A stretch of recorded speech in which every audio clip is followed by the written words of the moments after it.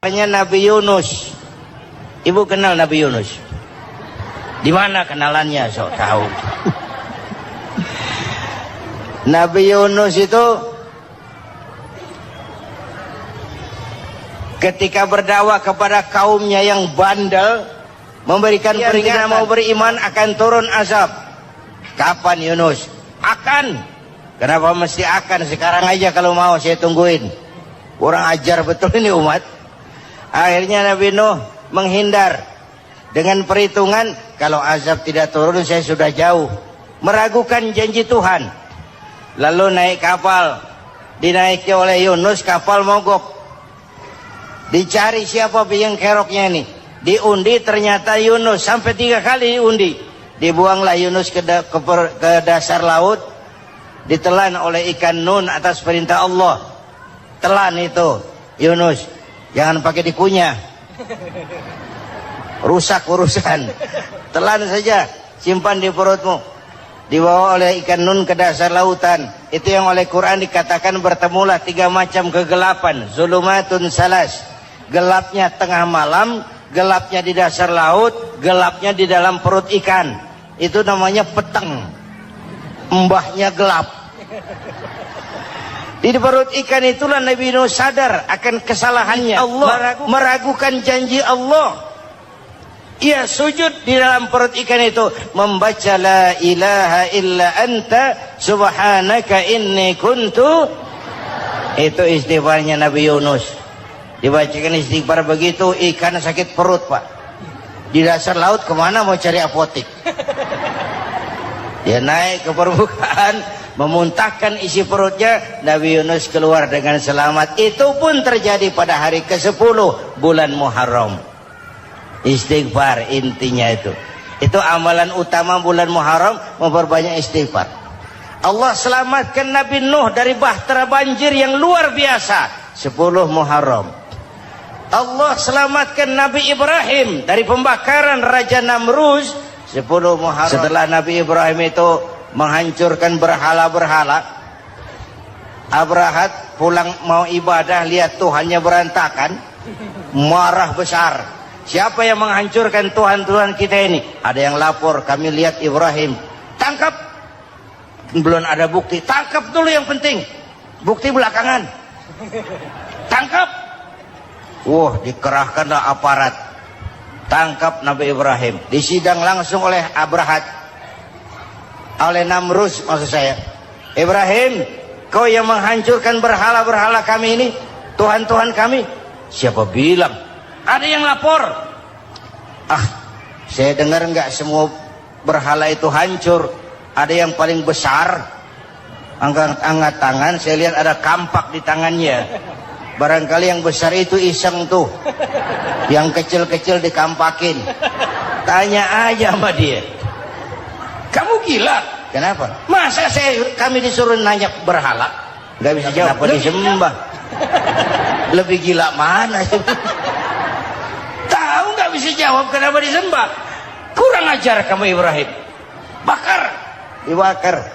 Ketika Ibrahim dilempar ke kobaran api yang menggunung, Allah perintah api, ya naru kuni bardan wa salaman ala Ibrahim. Hai api, dinginlah sampean. Api Madura waktu itu, Pak. Hai api, dinginlah sampean, selamatkan Ibrahim. Api tunduk kepada perintah Allah. Ibrahim masuk ke kobaran api, selembar rambut pun tidak terbakar. Kenapa? Apinya tunduk kepada perintah Allah. Kenapa? Karena Ibrahim orang yang takut kepada Allah. Api tunduk kepada perintah Allah. Kalau kita baca ayat itu, masuk ke api, mateng. Sudah hadirin yang saya muliakan, oleh karena itu selamatnya Ibrahim dari pembakaran Raja Namrud itu pun pada 10 Muharram, Yaumul Asyura, hari ke-10 dari bulan Muharram. Imediat.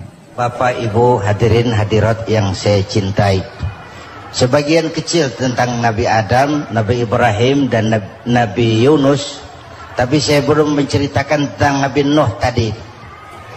Mengulang kaji.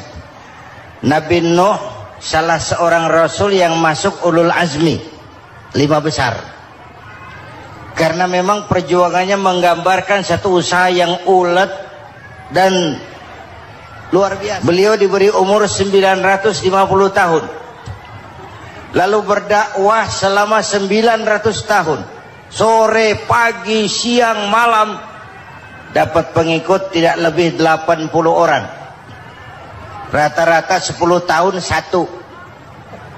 Kalau saya minta berhenti aja jadi nabi, Pak. Ustadz mana masih mau buka pesantren 10 tahun buka pesantren, yang nyantri cuma satu. Pedagang mana yang masih mau dagang 10 tahun dagang, yang beli satu. Pimpinan partai mana yang masih mau kampanye 10 tahun buka partai, yang nyoblos satu. Bangkrut. Umatnya bandel, kurang ajar, durjana, bajingan, tengik. Umatnya Nabi Nuh ini kalau diceramahi telinganya ditutup dengan tangannya. Nabi Nuh akhirnya rekes, Tuhan, siang malam saya berdakwah kepada umat ini. Tiap kali saya sampaikan dakwahmu, mereka tutup telinganya dengan tangannya. Alergi dengar ceramah. Apa itu ceramah? Non profit. Saudara-saudara, jadi mau kamu gimana, Nuh? Sudah Tuhan, habiskan saja orang kafir. Nanti kalau punya anak, anaknya pun kafir, moyangnya sikat habis. Biasanya kalau bapak kalong, anak kampret. Bapak nyolong, anak nyopet. Fotokopi gimana aslinya? Hampir habiskan saja. Itu mau kamu, Nuh? Iya. Oke. Nanti aku turunkan banjir, Nuh. Buat kapal. Dengan apa saya harus buat kapal, Nuh? Ya dengan kayu, kata Tuhan. Kayunya dari mana, Tuhan? Ya dari pohon, Nuh. Pohonnya belum ada, Tuhan. Ya tanam dulu, Nuh. Bikin kapal, kayunya nanam pohon. Apa artinya? Perjuangan perlu kesabaran. Sukses itu ada prosesnya. Nggak bisa simsalabim abracadabra lalu kita mau sukses. Semua ada prosesnya. Walaupun kenyataannya begitu. Sukses banyak bapaknya, gagal itu yatim. Kalau kita sukses banyak yang ngakuin. Yang baru ketemu pakai manggil encing. Ketemu baru. Tapi sukses banyak bapaknya. Gagal yatim, gak ada yang mau ngakuin kalau kita gagal itu. Udah bikin kapal dengan kayu di tengah kampung, bikin kapal ini. Bayangkan di tengah kampung bikin kapal, orang kafir makin menjadi-jadi. Lihat Nuh, kenapa? Makin sarap. Bikin kapal di tengah kampung, mau belayar kemana? Tuh lihat, kalau orang nggak tahu tujuan, mountain setengah jalan. Proses yang dinilai bukan finalnya. Ya kayak gitu kesimpulannya. Saya enaknya sendiri. Bikin kapal. Kapal mendekati selesai. Ini orang kafir rame-rame datang ke kapal Nuh. Mau apa? Buang najis. Sakit perut, berangkat ke kapal Nabi Nuh. Nongkrong. Dapat 2-3 tumpuk, pulang. Penuh lantai kapal dengan najis manusia. Inilah perjuangan. Bukan jalan raya lurus bertabur bunga di kanan kirinya. Banyak onak, caci maki, antipat, segala macam. Nuh. Ada orang tua dasar kafir, kurang ajar, sudah stroke berangkat juga ke kapal Nuh. Mau buang najis, pincang-pincang digotong orang. Selesai buang najis dia bangun mau pulang, pegangan tiang kapal terpeleset jatuh di atas tumpukan najis. Terjadi keajaiban, yang stroke-nya sembuh. Lumpuhnya hilang, berangkat digotong-gotong pulang, jalan gagah sekali. Tapi orang pekampungnya heran, ente sudah sembuh? Sudah. Berobat di mana? Kok begitu paten? Di kapal Nuh. Masih banyak.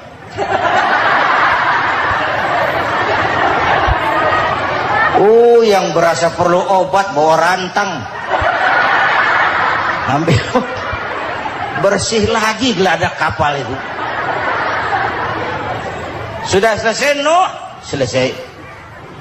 Oke, kau orang yang beriman bersamamu, binatang serba sepasang, naik Nabi Nuh, naik orang beriman sepasang. Ini cikal bakal penyelamatan manusia, Pak. Naiklah orang beriman, sudah naik semua, Nabi Nuh kontrol. Ini contoh buat kita, kontrol. Sudah naik semua teman-teman, sudah. Pemimpin yang baik bukan cuma terima laporan di belakang meja. Laporan itu yang mana juga bagus.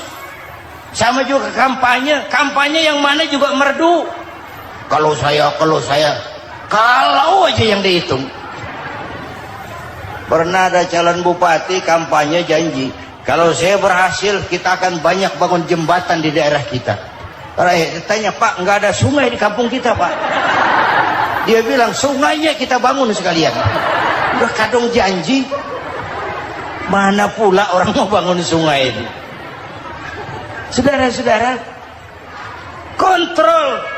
Jangan cuma tunggu laporan di belakang meja, semua laporan bagus. Ya, Bu? Bu?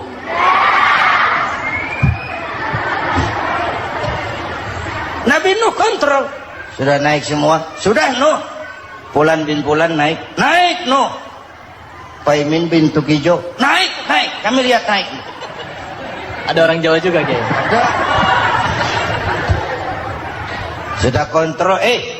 Kanan anak saya ikut nggak naik kapal? Kami tidak lihat itu, Nuh. Kanan. Ini potret. Bapaknya aktif ke masjid, ibunya rajin ke majelis taklim, anaknya keleleran kemana-mana. Bukan di sini, di Perancis. Udah di sini insya Allah sama.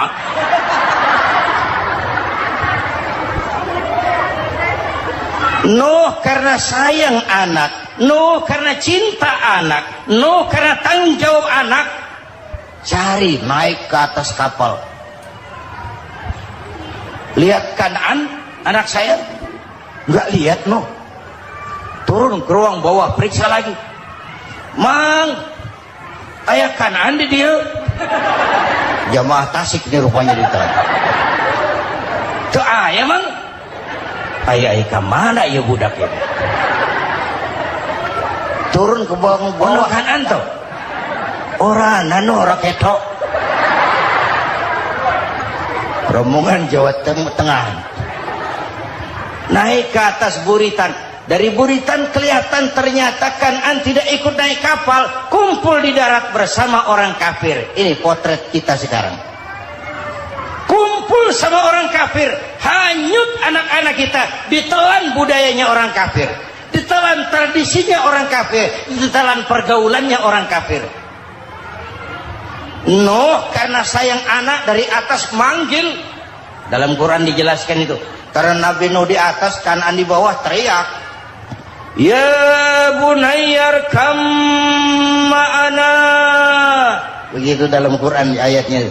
Coba ini pakai gaya memanggil supaya kelihatan kegambar, kira-kira Nuh manggilnya begitu. Ini namanya gaya dakwah, Pak. Kalau ceritanya datar nggak menarik. Maka Nuh memanggil Kanaan, ya bunayyar kam ma'ana. Kata yang dengar, ini gaya orang manggil, ya bunayyar kam ma'ana. Kanaan, kesini nak, naik kapal sama papi. Di bawah itu kata, nggak mau papi, John di sini saja. Kata Nuh, jangan nak, Allah sedang murka, akan turun banjir. Kalau datang banjir papi, sa'awi ila jabalin ya'simuni minal ma', saya akan naik ke gunung tinggi yang bisa menyelamatkan saya dari banjir. Kan'an naik ke gunung, gunung dihantam banjir, Kan'an mati. Sampai sekarang. Yang kelima, Nabi Musa, kisah Muharramnya ini. Lahir dalam kondisi yang sulit.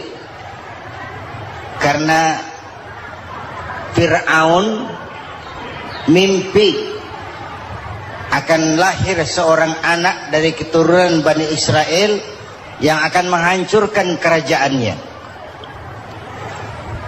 Kata Fir'aun, sudah lahir belum anaknya? Belum. Kalau gitu mulai malam ini laki-laki dilarang bergaul sama istrinya. Semua perempuan hamil di bawah pengawasan negara. Mulai hari ini kalau lahir anak laki-laki turut nama Bani Israel, penggal. Satpol PP disiapkan. Udah ada kayaknya. Ada. Patroli. Bayangkan, nah Fir'aun itu bikin undang-undang seenaknya sendiri. Apalagi merasa kekuasaannya dalam ancaman. Penguasa manapun kalau merasa dalam ancaman, panik. Padahal kekuasaan itu kayak harimau. Makin lama ditaiki, makin sulit turun.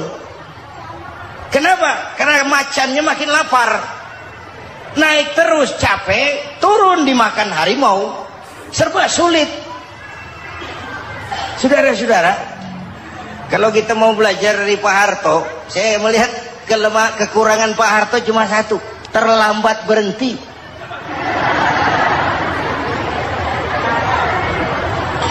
Terlambat berhenti. Di sekelilinginya banyak tukang-tukang jilat, tukang-tukang semir. Pak, kalau tidak ada bapak kami bagaimana, Pak? Bapak Ibu hadirin yang saya hormati, tapi kehendak Allah terjadi. Lahirlah Musa. Bayinya dihanyutkan di sungai Nil. Bayi sudah menderita, dihanyutkan di sungai Nil. Dan akhirnya besar di lingkungan istana Fir'aun. Diriwayat oleh Ratu Aisyah, perempuan Fir'aun.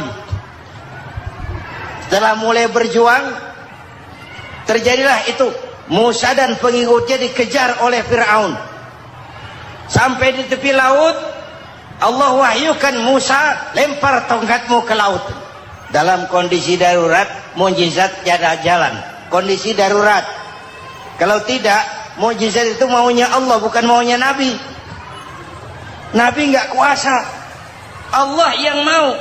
Tapi hidup Nabi bukan mukjizat, manusiawi. Tidak mentang-mentang ada mukjizat tongkat, tiap sulit main tongkat. Nggak usah berjuang kalau begitu. Itu darurat menyelamatkan umat. Tongkat dilempar ke laut, laut terbelah. Laut terbelah. Itu secara visualnya bisa kita lihat dalam film The Ten Commandments. Udah nonton belum? Urusan nonton kalah sama Ustadz bagaimana sih? Ten Commandments, 10 firman Tuhan. Tekniknya bagus loh. Bagaimana laut terbelah. Musa lewat, Fir'aun mengejar. Musa sampai di ujung sana, Fir'aun masih di sama tengah perjalanan. Laut nutup kembali. Laut menutup kembali, Fir'aun tenggelam. Cengap-cengap di lautan. Begitu nafas sampai di tenggorokan, Fir'aun sambil cengap-cengap itu, amantu bi Rabbi Musa wa Harun. Duh, kalau begini mah saya juga percaya sama Tuhannya Musa. Malaikat maut jengkel, goblok loh. Terlambat sekarang. Ditenggelamin terus. Modar. Musa selamat. Fir'aun mati. Jenazahnya, jasadnya terdampar di pinggir laut. Beberapa waktu kemudian ditemukan di balsam, diawetkan. Itu sesuai janji Quran.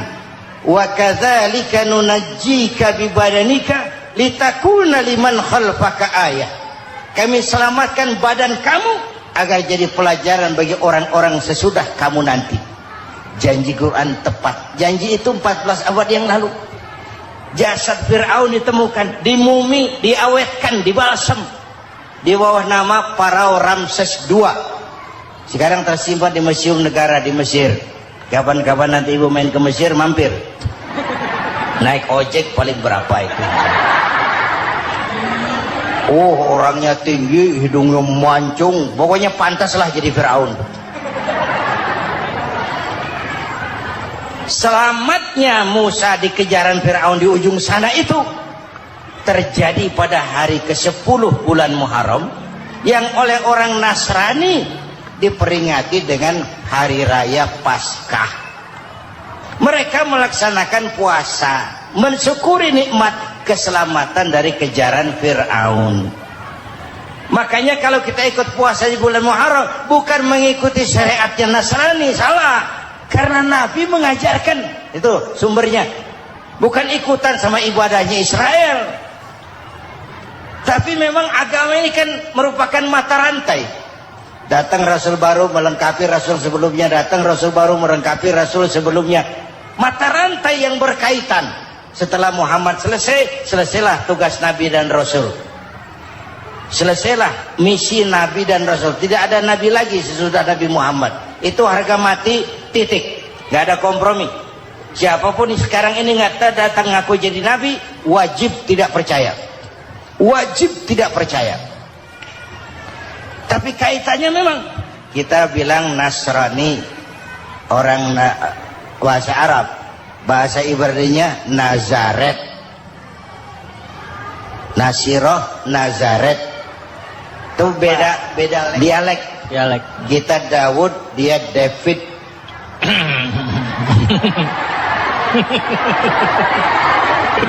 Ibrani. Kita Ali, dia Alek. Kita Sulaiman, dia Solomon. Kita Camat, dia Comot. Ini yang ngomong ini comot sembarang. Ini Bapak dan Ibu jamaah yang saya cintai, pertanyaan pertama, hijrah qalbiyah. Ada hijrah badaniyah, hijrah fisik yang dilakukan Nabi dan sahabat dari Mekah ke Madinah. Itu hijrah badaniyah. Ada hijrah qalbiyah, hijrah hati. Dan ini yang kita perlukan sekarang. Karena refleksinya akan membias kepada alur kehidupan. Kalau hati kita mau berhijrah, fisik akan ngikuti. Hijrah dari tempat, dari malas ibadah menjadi rajin ibadah. Hijrah dari maksiat kepada yang ma'ruf. Dari berpecah belah menjadi bersatu. Hijrah seperti itu yang sangat kita perlukan. Apalagi masyarakat ini paternalistik. Kita harus hijrah mental sekarang ini. Maka yang disampaikan tadi benar. Seorang ketua MK siap mengundurkan diri kalau terbukti anak buahnya terlibat suap. Itu walaupun siap, tapi sudah angin segar buat rakyat. Bahwa masih ada banyak insya Allah pejabat kita yang punya harga diri. Walaupun ada juga pejabat kita yang muka tembok, kulit badak, kuping kebo. Muka tembok, kulit badak, kuping kebo. Biasanya kalau kereta api tabrakan di negara-negara maju, Menteri Perhubungannya mundur. Di kita petugas palang pintu dipecat. Jauh sekali Menteri sama petugas palang pintu. Benar diadili yang krocok-krocok, kopral-kopral itu. Padahal hadisnya jelas. Ar-rashi wal murtashi finnar. Yang nyuap dan yang nerima suap, dua-duanya neraka. Kasus potret belakangan ini, yang nerima suap, yang diuber, yang nyuap aman, yang nyuap aman, yang korupsi pajak dikecil-kecilin, yang ngemplang pajak aman. Padahal ngemplang pajaknya triliunan. Padahal dia sudah dikasih fasilitas oleh negara mengelola sumber daya alam negara yang artinya milik rakyat. Dia harus bayar pajak, uang pajaknya itu dikumpulkan bagi sebesar-besar kemakmuran rakyat. Itu tindakan merugikan rakyat. Karena itu betul, saya setuju, hijrah qalbi yang perlu kita lakukan sekarang. Hijrah hati. Kita ini bangsa Indonesia, seperti timnas. Timnas sekarang anak-anak muda sudah berani pakai baju PSSI. Iya. Kenapa? Menang. Coba kalau kalah terus, nanti menang. Tapi bangsa Indonesia itu memang seperti timnas, namanya kesebelasan. 11 orang. Walaupun ada pemain bintang, ya ada presiden, gubernur, menteri, itu bintang-bintang. Tapi bintang baru ada artinya kalau dibantu 10 pemain yang lain. Cristiano Ronaldo, siapa itu? Penyerang tengah Real Madrid, bintang. Lionel Messi, siapa lagi itu? Barcelona, bercelana.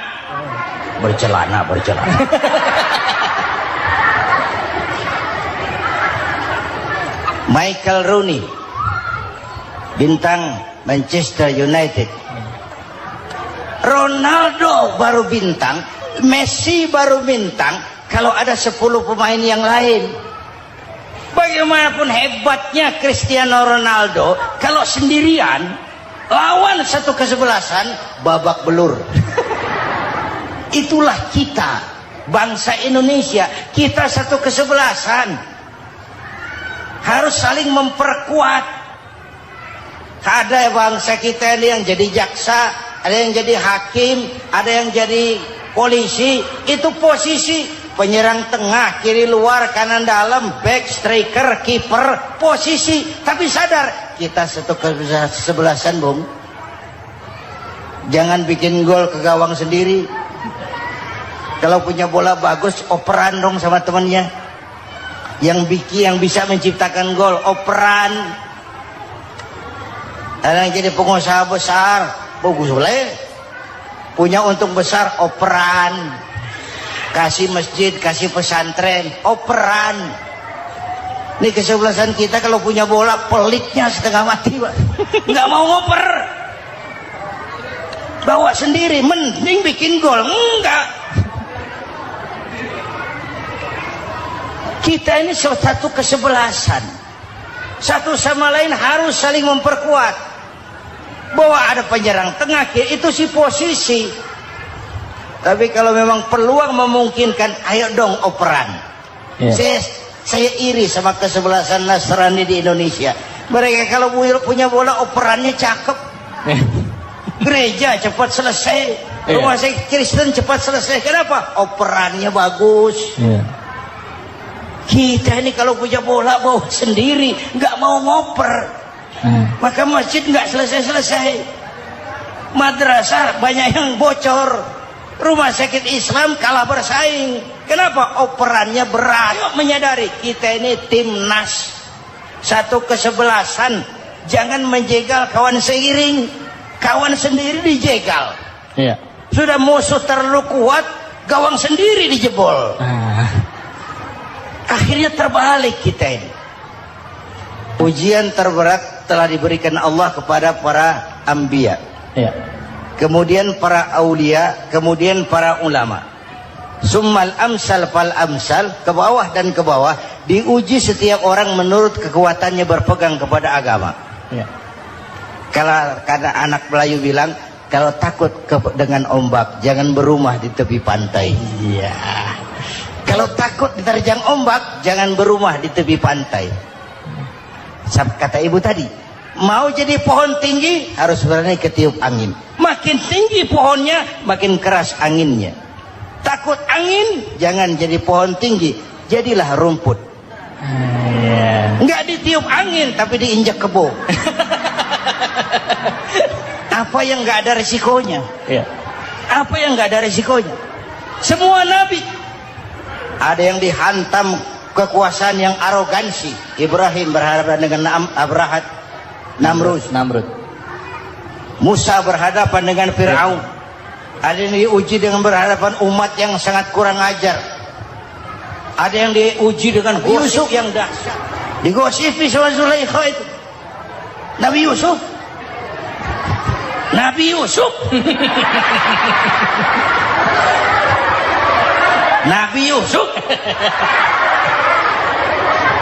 Yang namanya gosip itu kan menyebarkan keburukan orang. Kalau benar saja hukumnya ghibah. Kalau salah hukumnya fitnah. Fitnah lebih bahaya dari pembunuhan.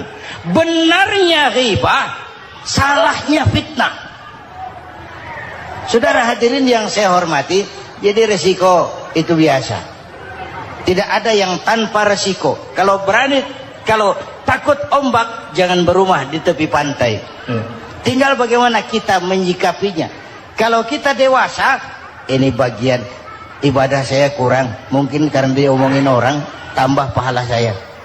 Mungkin karena dia omongin orang, tambah pahala saya. Maka saya ngadapi gosip, sepatah pun saya nggak ngomong. Saya cicing. Saya percaya masyarakat itu punya filter. Amin. Saya percaya Tuhan itu. Pada pertemuan terdahulu sudah kita bicarakan bahwa orang yang menjalankan ibadah Ramadan dengan baik, dalam arti siang dia laksanakan ibadah puasa, sementara dia hidupkan malam-malam Ramadan dengan sholat tarawih, i'tikaf, tadarus Al-Quran dan sebagainya. Orang yang semacam itu keluar dari Ramadan dijanjikan oleh Allah, ghufira lahu ma taqaddama min zambihi, diampunkan segala dosa yang pernah dia kerjakan. Sehingga ia keluar dari bulan Ramadan seperti bayi baru dilahirkan oleh ibunya, bersih, tidak punya dosa kepada Allah lantaran sudah dibersihkan oleh ibadah Ramadan. Jadi dalam Islam, dosa itu ditebus dengan taubat, dengan amalan kita sendiri, bukan dengan uang, tidak juga dengan beras. Saya percaya kalau dosa bisa ditebus dengan beras misalnya, barangkali Menteri Pertanian akan lebih dulu masuk surga. Kalau dosa bisa ditebus dengan uang, mungkin gubernur bank sentral atau para menteri keuangan akan menjadi penghuni surga nomor wahid. Dalam Islam, dosa ditebus dengan taubat kepada Allah. Orang yang melaksanakan ibadah dengan baik di bulan Ramadan, keluar Ramadan, masuk 1 Syawal seperti bayi baru dilahirkan oleh ibunya. Pantas dia mengucapkan minal aidin, semoga kami termasuk orang yang kembali kepada fitrah, suci, bersih. Dia rayakan hari itu, hari di mana dia kembali kepada kesucian. Itulah hakikat daripada Idul Fitri. Dengan kata lain, Idul Fitri ini tidak bisa dilepaskan kaitannya dengan ibadah Ramadan. Hanya oleh karena kita melaksanakan ibadah Ramadan, maka kita rayakan Idul Fitri. Dengan bahasa yang lebih langsung, sebenarnya yang berhak merayakan Idul Fitri mereka yang mengisi Ramadan dengan kegiatan ibadah. Saudara-saudara kaum muslimin yang berbahagia, lalu bagaimana prosesnya? Yang pertama, manakala datang senja akhir Ramadan, wajiblah kita mengeluarkan zakat fitrah.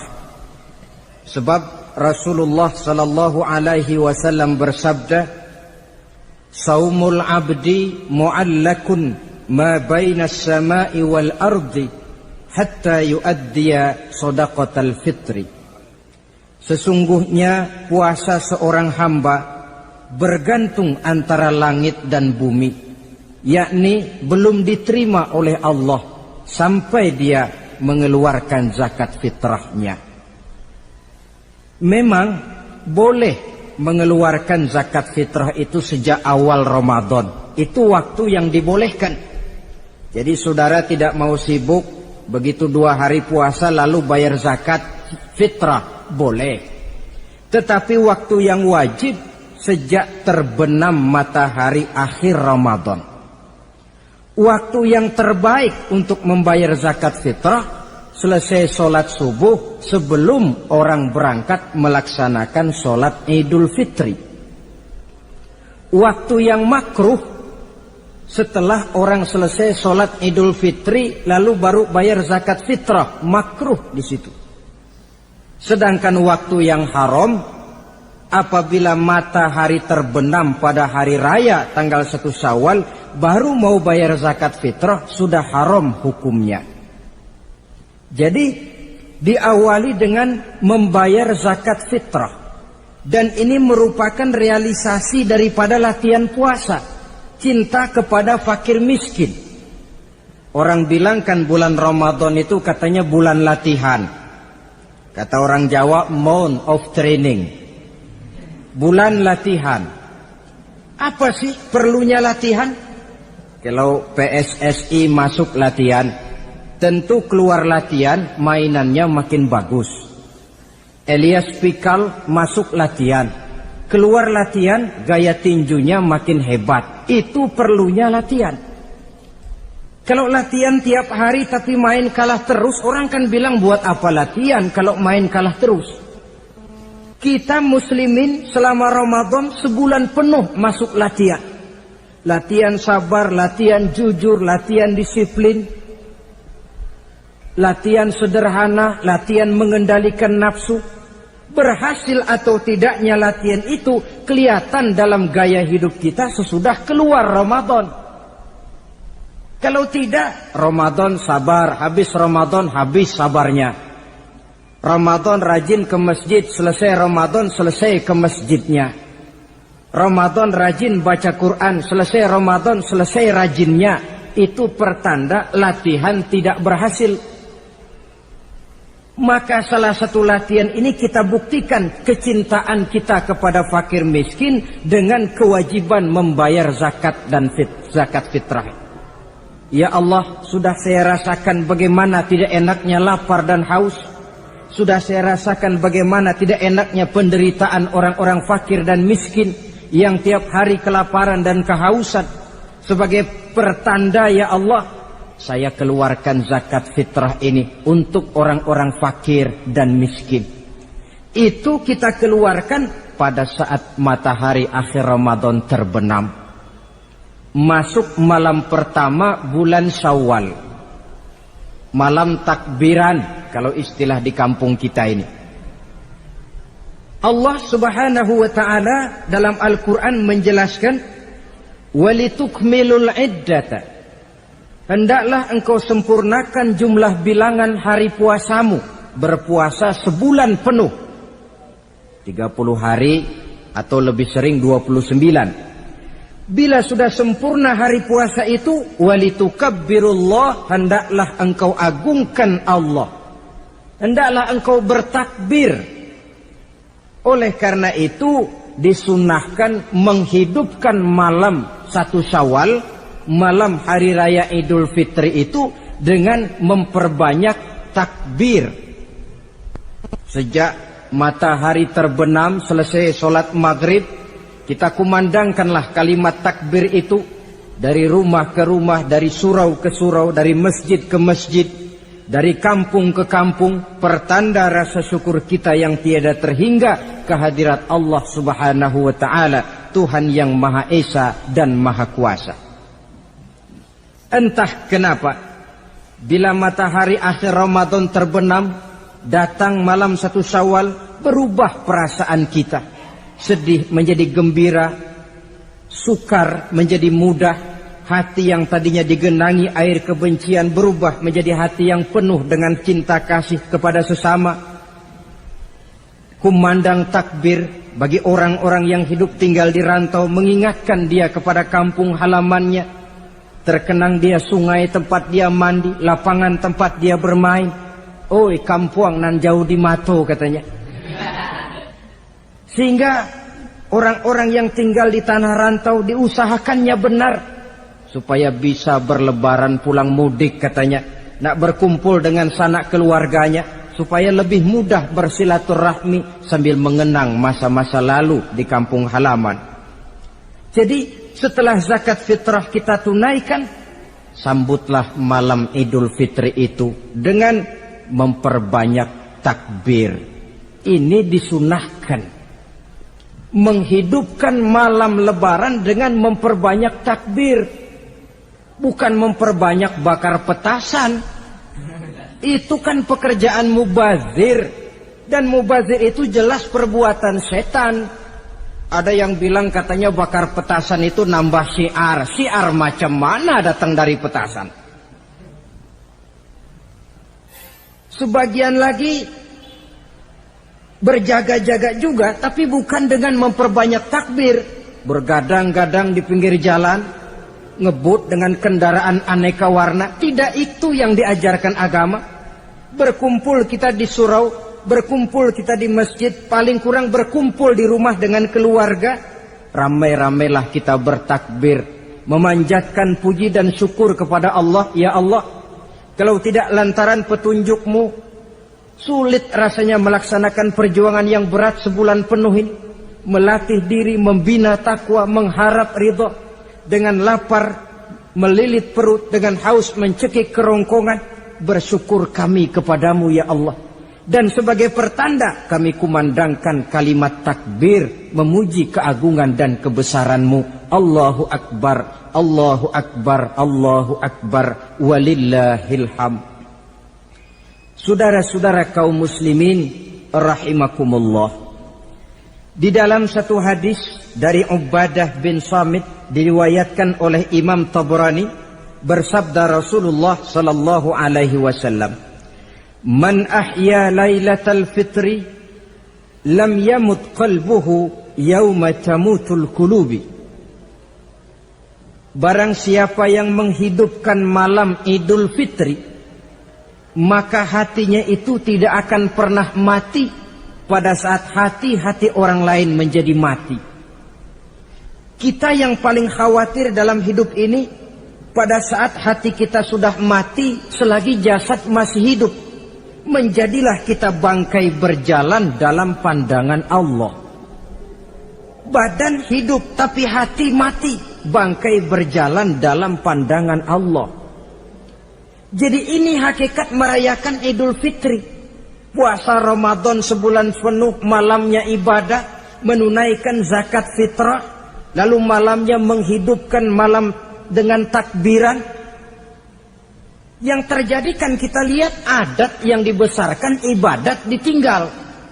Puasa tidak, tarawih apalagi, lebaran kurang seminggu sudah lebih sibuk dia daripada yang puasa. Ke pasar kayaknya pasar mau dibeli semua. Rumah pun dicat, dikapur, baju diperbarui. Itu kan kulit. Memang lebih bagus kalau kulitnya baik, isinya pun baik. Tapi yang lebih penting daripada sekedar kulit adalah isi. Hakikat merayakan Idul Fitri kembali kepada kesucian. Kita bersih, tidak punya dosa kepada Allah. Itu kita rayakan. Dengan apa? Nah, oleh seorang ulama, Al-Imam Zakiyuddin Abdul Azim bin Abdul Quwa Al-Munziri, diberikan contoh bagaimana Rasulullah sallallahu alaihi wasallam itu merayakan Idul Fitri.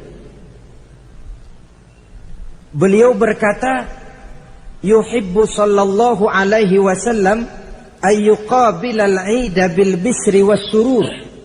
Rasulullah sallallahu alaihi wasallam cinta, senang menyambut Idul Fitri bil bisri was surur, dengan muka gembira dan dengan sikap sukacita.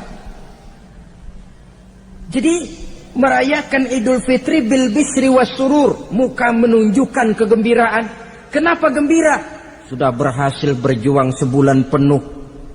Bukan gembira lantaran di rumah banyak dodol, kue, pakaian serba baru, sepatu pun serba baru. Bukan itu yang kita gembira. Gembira lantaran telah berhasil berjuang mengalahkan nafsu, memenuhi perintah Allah, melaksanakan puasa. Gembira lantaran kita kembali suci seperti bayi baru dilahirkan oleh ibunya. Bil bisri, muka menunjukkan kegembiraan, cerah di malam itu sampai di hari lebarannya. Jadi walaupun barangkali oleh karena kesulitan ekonomi tidak terbeli itu baju yang baru, tidak terbeli itu sepatu yang baru, tidak terbeli itu makanan dan kue seperti tetangga, jangan sampai mengurangi kegembiraan kita. Tidak boleh menyambut lebaran itu dengan manyun. Tahu manyun? Tahu. Mukanya sudah macam asam sama kukusan. Tidak ada menunjukkan sikap kegembiraan. Nabi menghadapi hari itu bil bisri was surur, dengan muka cerah dan dengan sikap gembira. Tapi gembira dalam arti tetap pada jalur kontrol. Lalu apa lagi? Wa taubatu lillahi ta'ala, dengan tetap melaksanakan taubat kepada Allah. Wan nadam alal khataya, menyesal terhadap segala kesalahan yang pernah dikerjakan. Itu yang dilakukan baginda Nabi di hari raya. Wa masalihatil khusum, memperbaiki orang-orang yang bermusuhan. Wal akhzi binasiril mazlum, menolong orang-orang yang teraniaya. Wasillatil arham, melaksanakan silaturahmi. Wal ihsan ilal fuqara, berbuat kebaikan kepada kaum fakir miskin. Wa ziyaratil aqarib, menziarahi, mengunjungi kaum kerabat. Itu hakikat di dalam melaksanakan Idul Fitri. Jadi jangan terbalik, sudah merasa baju baru, ini kan lebaran, merdeka. Kalau kemarin Ramadan kita dikekang, tidak boleh begini, tidak boleh begitu. Sekarang sudah keluar Ramadan, merdeka. Lalu dirayakannya Idul Fitri dengan bermabuk-mabukan, dengan judi, dengan perbuatan zina. Itu sama saja dengan baju baru habis dicuci, sudah diceburin lagi ke dalam comberan. Ini kan ibarat baju masuk Ramadan dicuci sebersih-bersihnya. Keluar Ramadan, masuk lebaran, tetaplah berusaha menjaga kebersihan itu. Kalau ditinggalkan Ramadan merasa merdeka, melemparkan lagi diri ke lembah dosa, sama saja baju yang sudah putih, bersih, ditriska bagus-bagus, tapi lalu dilemparkan lagi ke dalam comberan. Na'udzubillah min zalik. Saudara-saudara kaum muslimin yang berbahagia, jadi setelah zakat fitrah kita bayar, hidupkan malam Idul Fitri itu dengan mengumandangkan kalimat takbir. Lalu bila datang sholat subuh di pagi hari pertama bulan Syawal, kita laksanakanlah sholat subuh itu berjamaah. Jangan sampai terbalik, saking kepengennya sholat Idul Fitri, subuhnya enggak. Ini kan sama saja kata orang nyari jarum kapak hilang. Tak membela yang sunnah, yang wajib disia-siakan. Sholat Idul Fitri itu sunnah saja hukumnya. Sholat subuh wajib. Masakan yang wajib kita tinggalkan, lalu yang sunnah kita kejar-kejar. Terbalik tentunya. Lalu manakala usai kita sholat subuh masih mengumandangkan takbir, bersiap-siaplah kita untuk berangkat menunaikan sholat Idul Fitri. 2 rakaat, lalu diiringi dengan khutbah hari raya Idul Fitri. 2 khutbah, seperti khutbah Jumat itu. Khutbah pertama dan khutbah kedua. Kalau selesai melaksanakan sholat Idul Fitri, maka kembalilah kita ke rumah dengan suasana gembira. Untuk apa? Untuk berhalal bihalal. Istilahnya untuk berlebaran, saling meminta maaf. Kenapa? Dengan ibadah Ramadan, dosa kita kepada Allah insya Allah bersih.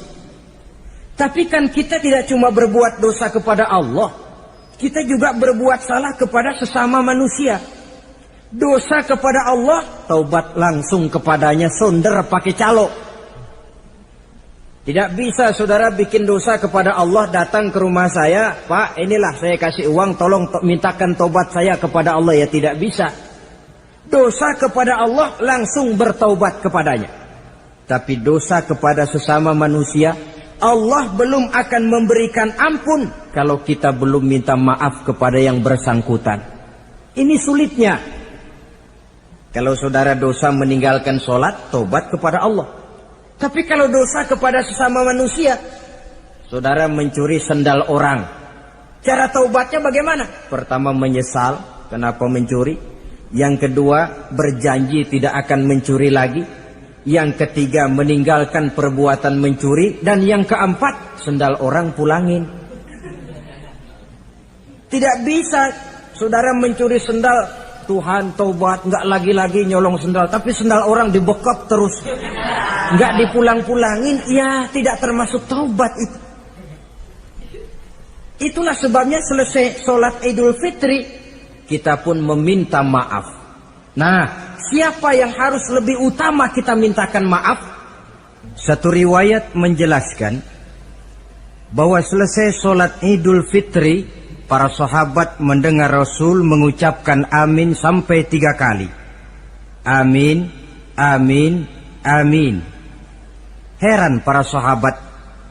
Ini Rasulullah tidak ada angin, tidak ada hujan. Kenapa amin sampai 3 kali?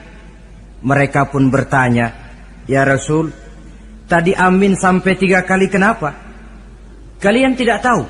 Tidak tahu ya Rasul. Begini. Tadi itu selesai sholat, turun malaikat Jibril kepada saya. Beliau berkata, ya Muhammad, saya hendak berdoa kepada Allah.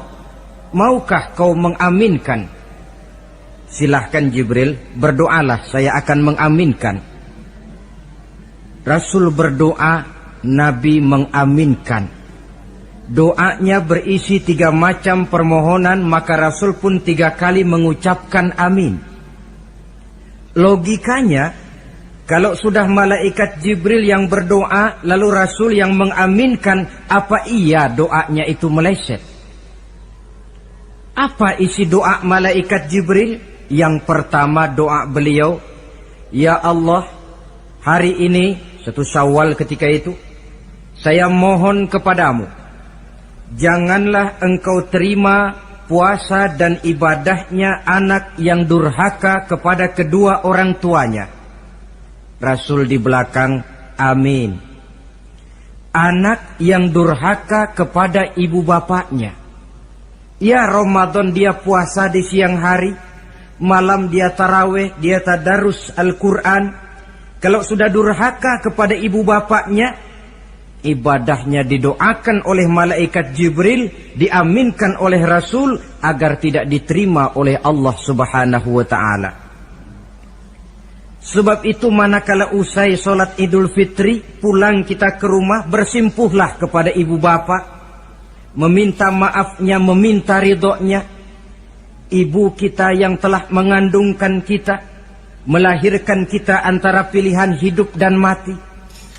Bapak yang pergi pagi pulang sore peras keringat banting tulang untuk mendidik dan membesarkan kita. Demi setelah kita yang anak ini jadi orang, kadang-kadang lupa kacang akan kulitnya. Bagaimanapun tinggi status sosial seorang anak, bagaimanapun banyak gelar di sandangnya, bagaimanapun kayanya dia, kalau sudah durhaka kepada kedua orang tuanya, alamat hidup tidak akan memperoleh keberkahan. Doa malaikat Jibril yang kedua, ya Allah, hari ini saya mohon kepadamu, jangan engkau terima puasa dan ibadahnya suami istri yang tidak saling memaafkan. Sebab itu seorang suami, seorang istri, selesai turun sholat Idul Fitri, hendaklah berlapang dada si suami memaafkan istrinya, meridhokannya. Si istri pun bersimpuh meminta maaf dan ridho suaminya. Istri yang durhaka kepada suaminya. Sebab itu tidak heran kalau Rasul dalam satu hadis pernah menjelaskan, ayyumam ra'atin matat wa zawjuha anha radin illa dakhalatil jannah. Kalau ada seorang perempuan meninggal dunia, suaminya ridho kepadanya, itu perempuan akan masuk surga. Ini artinya